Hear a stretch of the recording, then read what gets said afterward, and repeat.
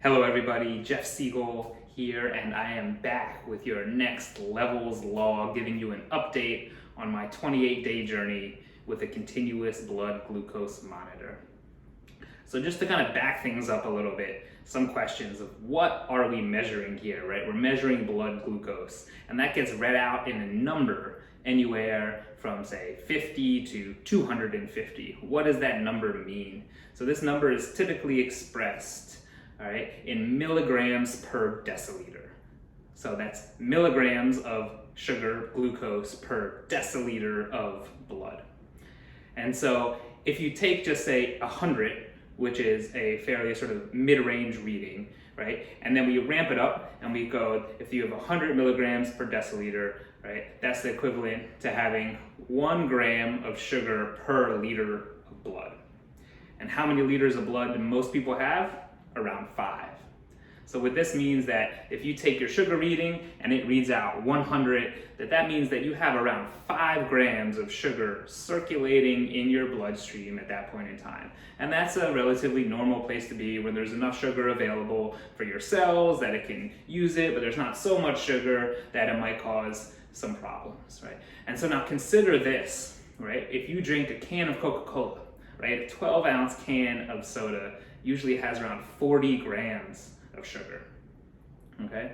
And so then you divide that by 5, assuming you have 5 liters of blood. Now we're talking about 8 grams of sugar per liter. And your body needs to figure out what the heck to do with all that sugar, right? And this is an evolutionarily novel problem, because for most of human history, most of the sugar that we consumed in our diet, right, it came from fruits and it came from vegetables. Right? Most of that sugar was A, packaged with a lot of water, and the water helps dilute the sugar. B, it came with a lot of fiber, and the fiber helps slow down the digestion and the release of that sugar into our bloodstream. All right? And then C, it wasn't as concentrated in the same way that this high fructose corn syrup or other types of processed foods take a lot of added sugar in this highly concentrated form and enter into our body. And what does this do? This causes problems, because remember, the blood sugar regulation is key, all right, for 2 reasons. One, we want to avoid spikes and drops, because guess what?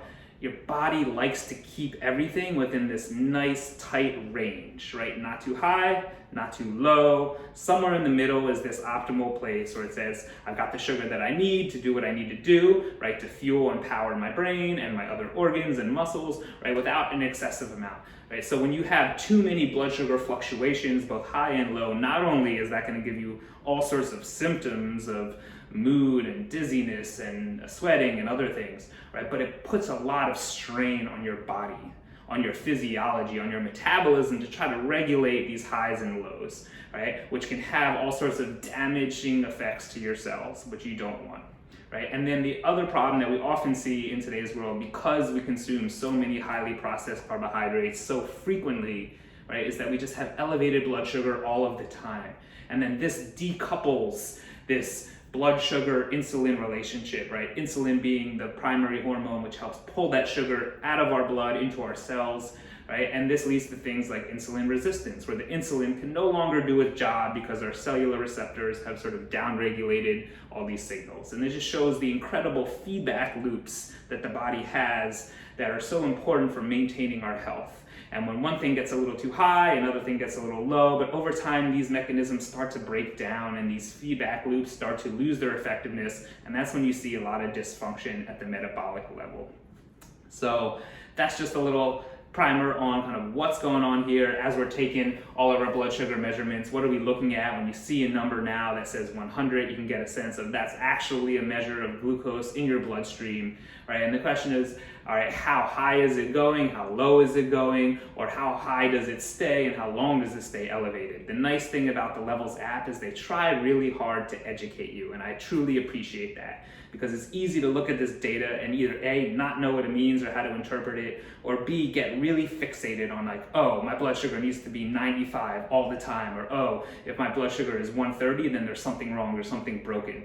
And we can begin to actually lose our sensibility about what these numbers mean if we get overly rigid in how we're interpreting them. So the fact that the app sends you an email every day with a report that says, hey, here is your average blood sugar levels for the day, right? You were at 94 milligrams per deciliter, okay, right? Then it will tell you your variance, how much is that number going up or down. It will give you also a time in how long your blood sugar stayed elevated, for how many minutes, right? And so it's kind of helping you show what you can do to just keep track of these blood sugar changes throughout the day, and also how these dietary and exercise and other things impact that. So good work, Levels, on helping educate people. I think it's really, really important that we put all of this stuff into context and not blow any single number out of proportion. So this is Jeff Siegel. Until next time, breathe, smile, and just step on to whatever is most important for you.